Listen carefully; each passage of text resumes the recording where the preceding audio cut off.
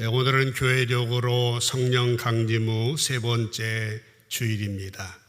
하나님의 교회가 성령 강림절 때에 세워지고 그 이후 예루살렘, 유대, 사마리아와 땅끝까지 하나님의 교회가 확장이 되면서 오늘 우리에까지 이루고 있습니다. 이 예배에 참여한 모든 성도들에게 성령님의 감동, 감화, 또 위로하심과 내주하심과 임재하심이 함께 하시기를 먼저 주님의 이름으로 간절히 축복합니다. 오늘 우리가 함께 읽은 말씀은 예수님이 하신 말씀입니다. 37절에 보시게 되면은 명절 끝날 곧 큰 날에 예수께서 서서 외쳐 이르셨다라고 말씀이 나옵니다. 이 명절은 이스라엘 백성들이 중요하게 지키던 명절 가운데 가을 추수를 기념하는 초막절이라고 하는 명령입니다. 잘 아시는 것처럼 유대인들에게 3대 명절은 6월절 민족 해방절기이고 그로부터 50일 지난 오순절 77절기는 여름 추수와 관련된 그러한 절기이면서 가을철에 추수감사절의 성격을 가지고 있는 이 초막절, 장막절이라고도 하는데 광야 이스라엘 백성들의 40년을 기념하며 감사하는 그러한 절기가 바로 이 초막절의 절기입니다. 한 주간의 초막절 절기가 마치면서 그 큰 날에 새로 모였던 성경에는 가장 중요한 마지막 날에라고도 번역이 되어 있습니다.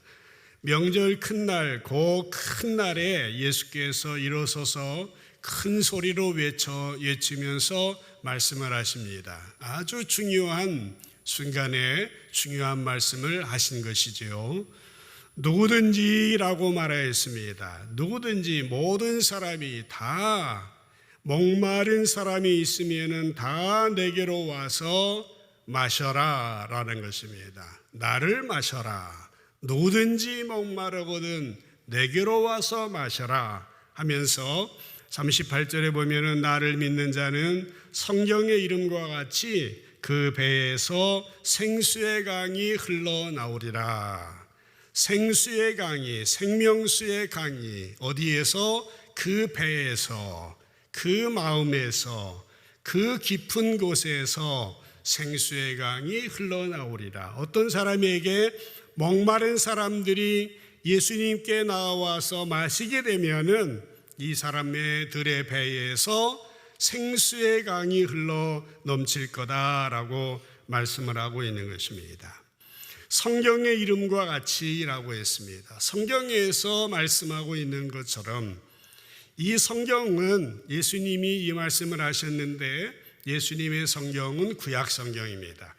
구약 성경 이사야 12장 3절에 보면은 그러므로 너희가 기쁨으로 구원의 우물들에서 물을 기르라. 기쁨으로 구원의 우물물에서 물을 기르라 하는 것입니다.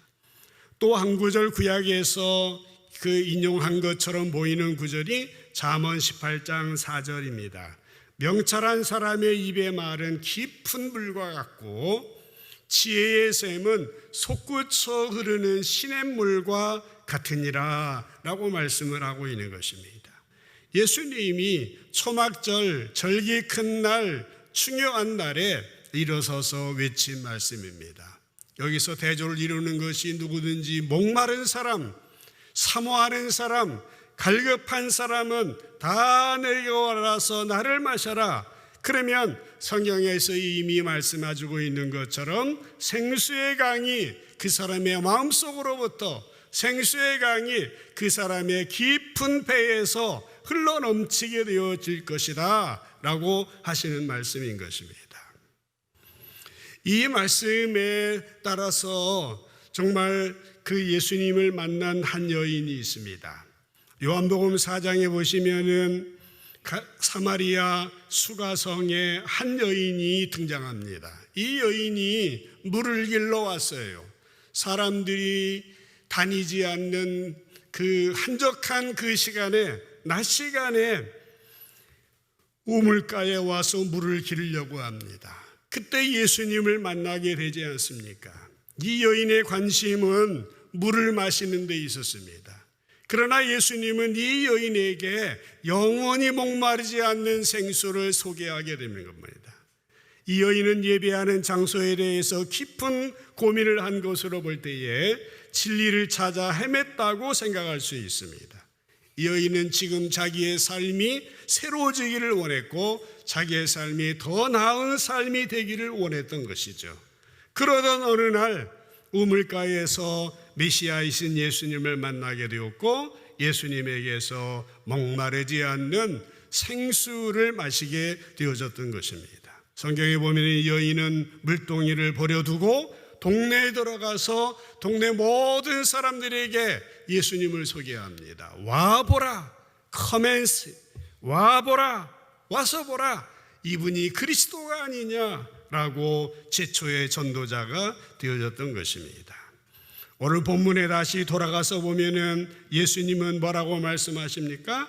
누구든지 목이 마르거든 내게로 와서 마시라. 이렇게 하시면서 예수님을 마시는 사람은 그 뱃속에서부터 생수의 강이 흘러넘치게 될 것이다 약속하고 있는 것입니다. 그러면서 요한복음을 쓴 요한이라고 하는 기자는 39절에 한마디 말씀을 더 덧붙이고 있습니다. 이는 그를 믿는 자들이 받을 성령을 가르쳐 말씀하신 것이라. 그를 믿는 자들이, 예수를 믿는 자들이 받게 될 성령을 말씀하는 것이다 라고 설명을 하고 있습니다. 그러나 예수님이 아직 영광을 받지 않으셨으므로, 아직 십자가에 달려 돌아가시고 부활하시지 아니하였으므로 성령님이 아직 그 사람들에게 임하지 않았다라고 덧붙이게 되어지는 것입니다. 무슨 말입니까? 예수님이 말씀하신 이 말씀, 갈급한 마음, 사모하는 마음을 가지고 주님을 마시게 되어질 때에 그 사람의 뱃속에서 생수의 강이 흘러넘치는 성령으로 충만한 삶이 되어질 것이라고 약속을 하고 있는 것입니다. 오늘 성령 강림의 세 번째 주일에 참여한 모든 성도들에게 다시 한번 주님의 이름으로 축복합니다.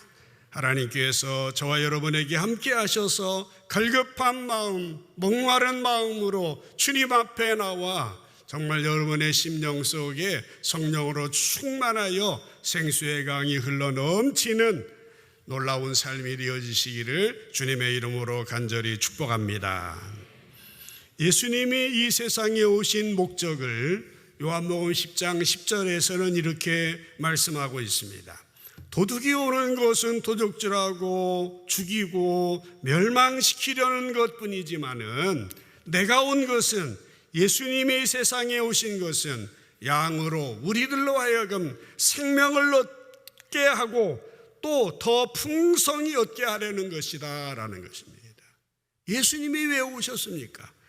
예수님이 이 세상에 오신 목적은 저와 여러분을 통하여 생명을 얻게 할 뿐만 아니라 한 단계 더 차원 높은, 더 풍성한 생수의 강이 흘러넘치는 삶을 살게 하려고 오셨다라고 하는 것입니다. 잘 보시기 바랍니다. 예수님이 이 세상에 오신 목적은 우리들을 말미암아 구원받아 하나님의 자녀가 될 뿐만 아니라 우리들에게 목마르지 않는 삶, 생수의 강이 흘러넘치는 풍성하고 만족스럽고 넉넉한 삶을 살기 원하시는 것입니다. 이렇게 하나님의 교회가 성령 강림절 후에 세워지게 되었고 예루살렘, 유대, 사마리아와 땅끝까지 하나님의 사람들이 사도행전을 보면은 전도하게 됩니다. 사도 바울이 1차, 2차, 3차 전도 여행을 하고 예루살렘에 돌아왔을 때의 일입니다. 사도행전 23장 11절에 보면은 사도 바울이 사내들인 공회 앞에서 증언을 한 그날 밤에 일어난 일입니다. 그날 밤에 성경은 말하고 있습니다. 주께서 바울 곁에 서서 이르시되, 여러분 지금이 어느 때입니까? 예수님이 십자가에 달려 돌아가시고 부활하시고 승천하시고 교회가 시작되고 사도와 우리 전도 1차, 2차, 3차까지 마친 때인데 성경은 주께서라고 표현을 하고 있습니다. 주께서 바울 곁에 서셔서 말씀하십니다. 담대하라. 내가 지금 예루살렘에서 나의 일을 증언한 것처럼 로마에 가서도 증언하게 될 것이다 라고 말씀을 하십니다. 이 말씀에서 성령이라고 하는 말이 나오지 않았지만은 사도 바울 곁에서 그날 밤에 말씀하신 분이 누구입니까? 그날 밤에 담대하라, 두려워하지 말라, 용기를 북돋워 주신 분은 성경에는 주께서라고 표현됐지만은 사실은 성령님이신 것이죠. 그렇습니다. 2000년 전에 제자들과 함께 계신 예수님이 그렇게 하셨던 것처럼 이제는 예수님의 영이신 성령님께서 우리들 가운데 역사하신다라고 하는 것입니다. 그래서 우리에게 생명을 주시고 구원 주시고 하나님의 자녀가 되게 하시고 위로해 주실 뿐만 아니라 성령님은 우리들로 말미암아 예수님이 하신 일보다도 더 큰 일을 하게 하시는 겁니다. 요한복음 14장 12절에 보면 예수님이 친히 말씀하십니다. 진실로 내게 이른다. 나를 믿는 자는 내가 하는 일을 그도 할 것이요 또한 그보다 어떤 일? 큰 일도 하리니. 큰 일, 놀라운 일, 의미 있는 일, 뜻깊은 일을 하게 될 것이다. 이는 내가 아버지께로 감이라 말씀하고 있습니다. 이 말씀은요, 예수님께서 하신 일이 예수를 믿는 우리들을 통하여서 더 넓게 전파될 거라는 겁니다. 더 멀리 영향력을 발휘하게 될 것이라고 하는 겁니다. 이 일을 하도록 하시는 분이 바로 성령님이시다라고 하는 것입니다. 이어지는 14장 16절 말씀에 보면은 예수님께서 내가 아버지께 구하겠으니 그가 또 다른 보혜사를 너희에게 주어서 영원토록 너희와 함께 있게 하리니 라고 말씀하고 있습니다. 예수님은 말씀하십니다. 약속하십니다. 내가 아버지께 너희와 영원히 함께 있을 다른 보혜사를 보내달라고 기도할 것이다 라고 하는 것입니다. 우리가 이 말씀에서 주목해야 될 구절이 뭡니까? 영원토록 너희와 함께 있게 하겠다라고 하는 것입니다.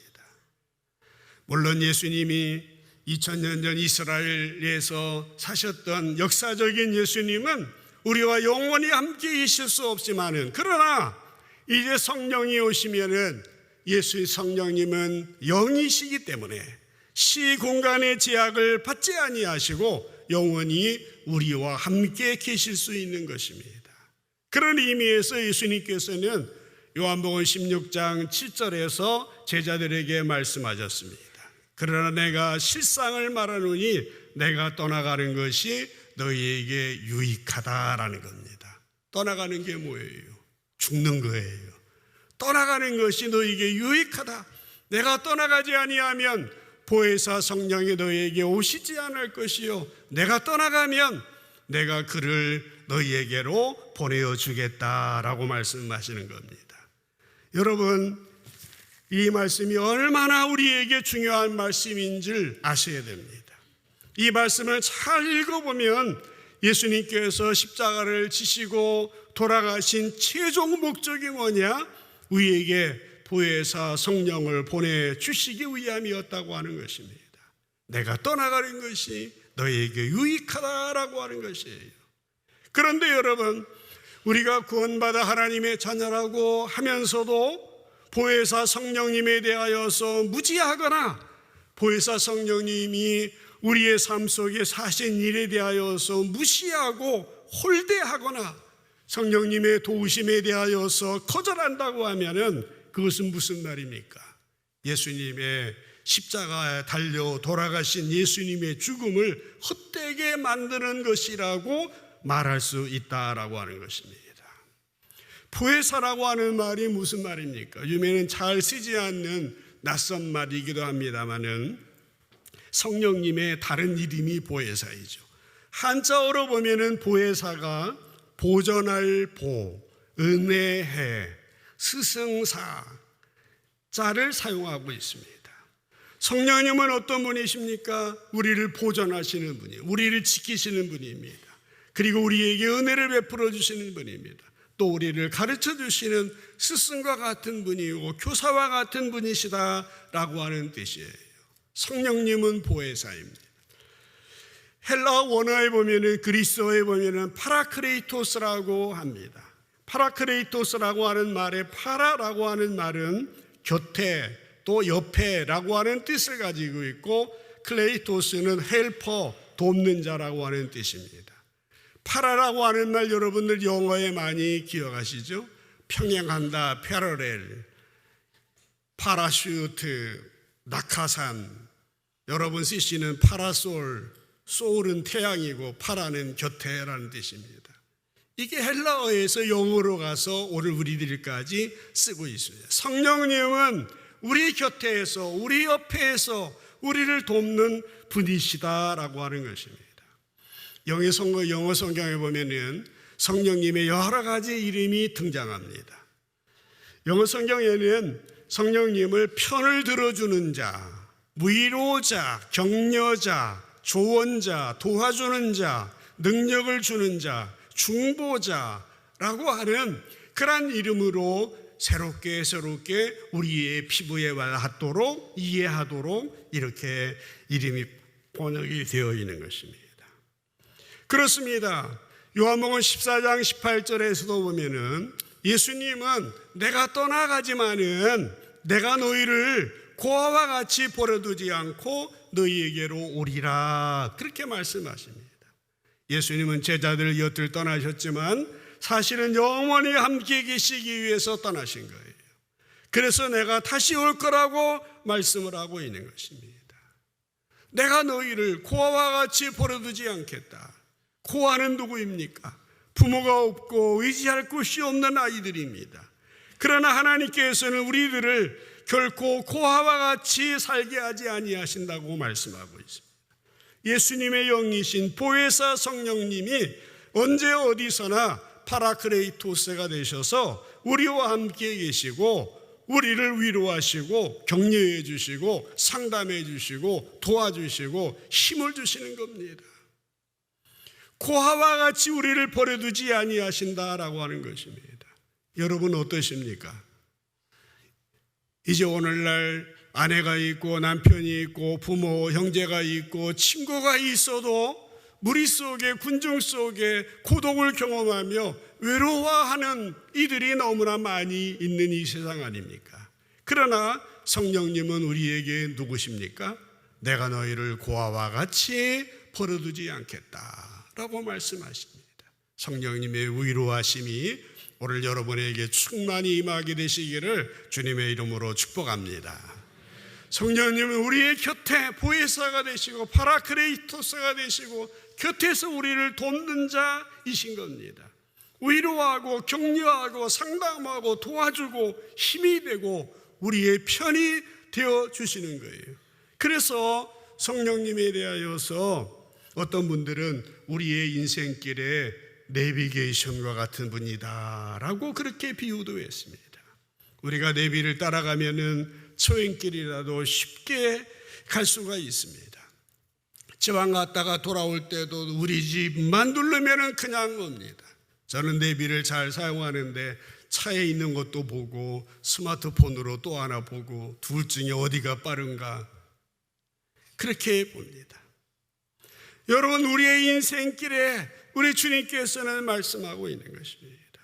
베드로전서 2장 21절에 보면은 이를 위하여 너희가 부르심을 받았으니 그리스도도 너희를 위하여 고난을 받으사 너희에게 본을 끼쳐 그 자취를 따라오게 하려 하시느니라 라고 말씀하시는 겁니다. 무슨 말이에요? 예수님은 우리를 위해서 십자가에 달려 고난 받으심으로 말미암아 우리가 따라가야 될 모범을 보여주셨다고 하는 말입니다. 그러면 우리는 예수님의 발자취를 따라가야 합니다. 예수님이 모델이 되고 예수님의 멘토가 되고 예수님의 발자취를 따라가는 겁니다. 성령님은 우리들에게 예수님이 남기신 발자취를 보게 해주시고 그 발자취를 따라가도록 도와주시는 분인 거예요. 그러므로 우리는 믿음 생활할 때에 내 마음대로 하지 말아야 됩니다. 물론 하나님께서는 우리에게 지정의를 주시고 선택하고 분석하고 판단하고 결정할 수 있도록 또 해주셨습니다마는, 그러나 인간에게는 한계가 있고 오류가 있기 마련입니다. 그렇기 때문에 보혜사 성령님의 도우심이 필요한 겁니다. 그래서 성경에 보면은 성령님을 진리의 영이다라고 그렇게 설명을 하고 있습니다. 예수님이 어느 날 제자들에게 말씀하십니다. 요한복음 8장 31절 32절에 보면은 예수께서 자기를 믿은 유대인들에게 이르시되 너희가 내 말에 거하면 참 내 제자가 되고, 32절에 진리를 알지니 진리가 너희를 자유케 하리라 말씀하고 있습니다.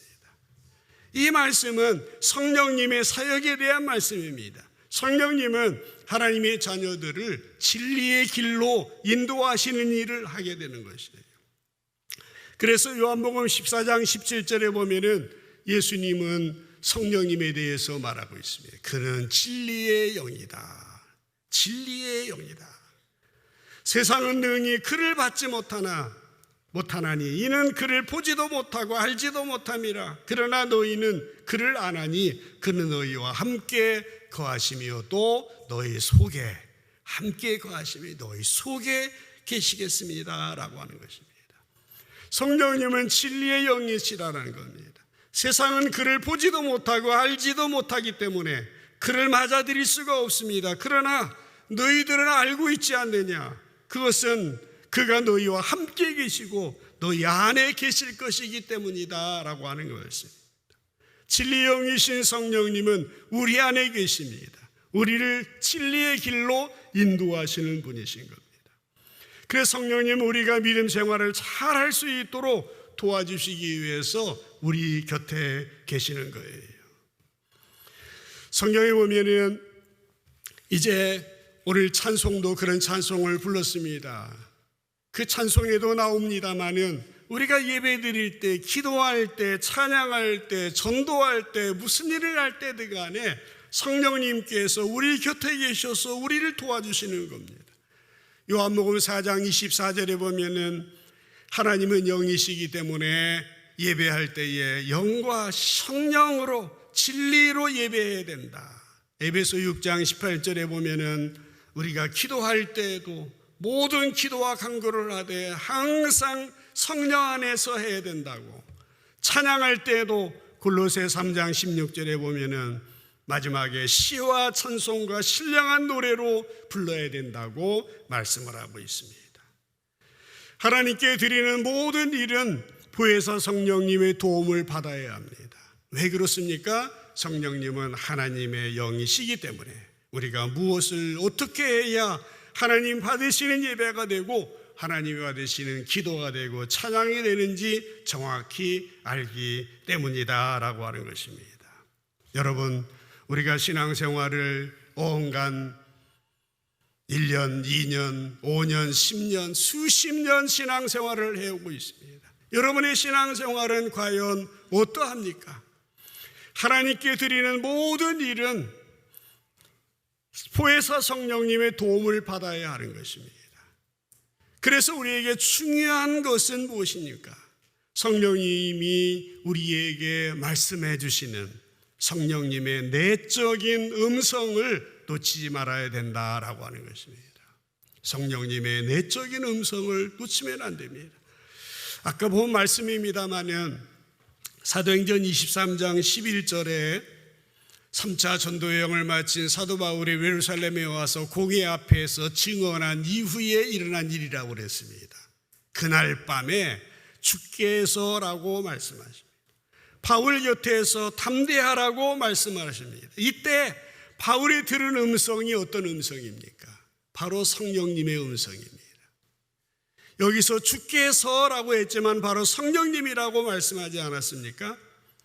바로 우리에게 신앙생활에 중요한 것은 성령님의 내적인 음성을 놓치지 않아야 된다라고 하는 것입니다. 사도 바울은 로마서 8장 16절에서 그렇게 말했어요. 성령님이 친히 우리의 영과 더불어서 우리가 하나님의 자녀인 것을 증언하신다라고 하는 것입니다. 성령님이 우리의 영에게 우리가 하나님의 자녀라고 하는 사실을 말해준다라고 하는 것이에요. 우리의 영이라고 하는 말은 쉽게 우리의 마음이라고 번역할 수가 있습니다. 성령님께서 우리의 마음에 생각을 불어넣으시는 것입니다. 이것이 바로 성령님의 내적인 음성인 것입니다. 사랑하는 성도 여러분, 말씀을 마무리하고자 합니다. 보혜사 성령님은 우리를 돕기 위해서 우리 곁에서 우리와 더불어 우리 속에 계십니다. 그런데 우리가 신앙생활을 상당한 시간을 해오고 있음에도 불구하고 그 사실을 모르고 있다면 성령님은 어떻게 하시겠습니까? 마음 앞에 하시고 근심하실 겁니다. 우리가 성령님 우리를 돕기 위해서 우리 곁에서 우리와 더불어 우리 안에 계심에도 불구하고 내 힘으로 내 생각대로 내 방법대로 믿음 생활을 하려고 하고 있다면 하나님이 기뻐하시는 것은 아니다라고 하는 것입니다. 우리가 성령님이 역사하고 감동하심에도 불구하고 내적인 그 주님의 음성, 세미하게 들려주시는 그 음성을 무시하고 거절한다고 한다면 어떠하겠느냐라고 하는 것입니다. 한번 질문해 보십시다. 지금 여러분의 믿음 생활은 어떠합니까? 감사가 있습니까? 기쁨이 있습니까? 자유롭습니까? 즐겁습니까? 행복합니까? 힘들지 않습니까? 부담스럽지 않으십니까? 뭔가 불편하지 않으십니까?